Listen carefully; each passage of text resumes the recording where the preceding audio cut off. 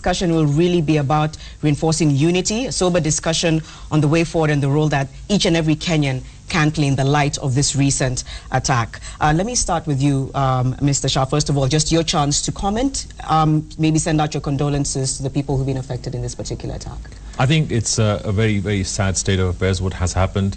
We're all saddened, and I think all our condolences to the families and the bereaved.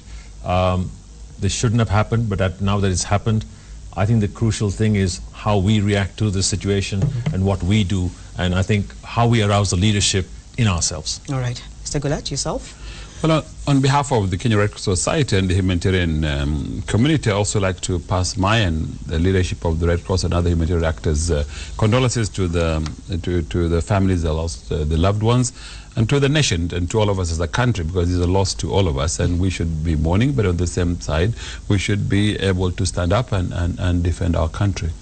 We were talking moments ago, the three of us, and you're saying it's already happened.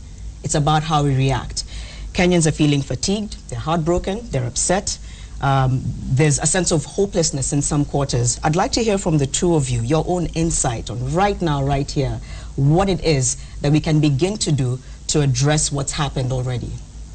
I think what happened was very, very sad. And I think if you see the pictures and all that stuff, it's pretty awesome. But when you look at all that, the most important thing is every single Kenyan needs to come out and say, enough is enough of politics. Let's talk about how we can, avert this sort of crisis and create a crisis and say, fine, this is a crisis moment. It's time for Kenyans to be one, united, and one force together. And I think overall, every leader needs to come up, and there's a leader inside every one of us. Stand up and say, fine, now we're going to face this. And not to create more fear, but to create more unity. And united we stand, divided we fall. Right now, I think the terrorists want us to divide ourselves and really ruin our economy. Okay. Well, I would say if I pick two examples. I pick the example of 2011 when we had the worst famine in the history of this region, and where Kenyans came together, coming from the post-election violence of 2007-2008, where people had lost their own self-esteem and dignity. And when we saw what was happening in Turkana, it was just amazing how Kenyans came together under the umbrella of Kenyans for Kenyan, where we became our brothers and sisters keepers. We saw this again September last year after the aftermath of the Westgate attack, where Kenyans came under the banner of We Are One, and really where Kenyans gave their blood, gave their money, gave their lives in order to support and bring other Kenyans and be their brothers and sisters keepers. We've seen since then a number of attacks, terrorism in the country. Thika Road, we had Gikomba, we've had Pangani, we've had several other incidents. What this keeps on showing us that our resolve to be united cannot be overemphasized. And we're saying what happened last night is unacceptable, but it has happened. We need to pick the pieces and move on. But obviously what we've seen in the country over the last few weeks certainly hasn't been good for us as a nation. And my plea personally from the Red Cross and from the Humanitarian, and as an ordinary Kenyan who is affected by this on a daily basis, because last night we were awake the whole night as this thing was going on. And this morning we were among the first responders to be there. But we want to say that, you know, this nation is larger than all of us, and it's for all of us. And my plea to the leadership of this country, both His Excellency the President, Deputy President, ministers, politicians, senators, parliament, opposition, former Prime Minister, and all others, time has come where we say this nation is first and foremost. All of us, we leave this temperature down, we come together, and we see how can we stand in times of adversity like this. How can we come together as a nation? Exactly. Now is not the time for blame games. No. Your comments as well, especially on the leadership in the country and how we can tame some of the undertones that we're hearing right now. I think true leadership can be shown right now. And right now is the time to show and say, fine, we put our differences on the side. We may have political differences, but put them on the side for now, put them on the back burner, and really let's get together. Let's go and tackle this issue, because all Kenyans, 41 million Kenyans, look up to all of us as leaders. They look up to you as Mr. President, Deputy President, and governors, and all the other people around. And I think we must entrust these leaders to say, fine, let's do the right thing. Today is the time to do the right thing, remove all the egos, and say, fine, guys, let's get together. And I think it's not difficult, because we've done it before, and the resolve for Kenyans is there. We have the means, and we have support from everywhere else. We should say, fine, we are one. The minute we allow ourselves to be divided, we shall be ruled by somebody else. I now want to take a look at best practices as we continue to talk about the spirit of togetherness. We've seen other countries go through these kinds of attacks.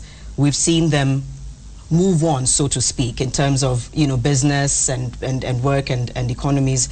From your own insight, what are some of the best practices that we could adopt in terms of moving forward in such an environment, even though there's a lot of tension and there's a lot of fear?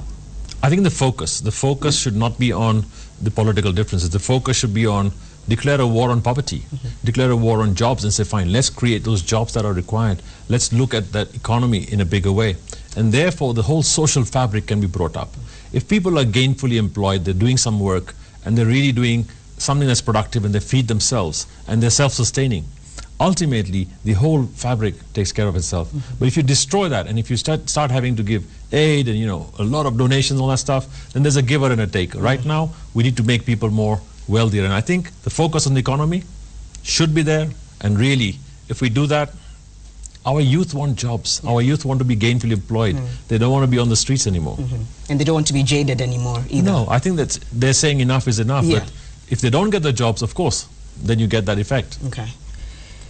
Well, I would add to the same, and I would say, you know, the sad thing is Mpeketoni is a town that are largely farmers and traders, and it was economically a very strong part of the big county of Lamu. And today what has happened is sad for that community, because now they'll have to pick the pieces. And I would urge that both the government and the private sector and ordinary Kenyans to have that community recover, because now the mental health and the challenge that community will go through, they're traumatized. We've seen this from the American bomb blast way back in 1998.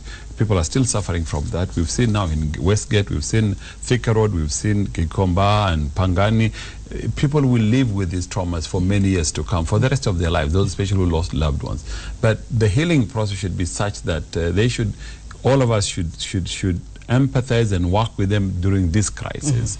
And this is what we're going to do. But as Vimal says, clearly, it's not a secret that the economy of this country is facing challenges today. There's huge unemployment, and there are challenges, but the challenge is for all of us. Yeah. It's just not the government in power. It's for all of us, and every Kenyan has a role to play in helping to revamp this economy and to build this economy, because if we don't together, we will not. But this is where I would also expect leadership from the private sector, and good that Vimal is here, that we need to get our acts together as a nation and be proud. And we say, in times of crisis and adversity like this one, the nation is supreme.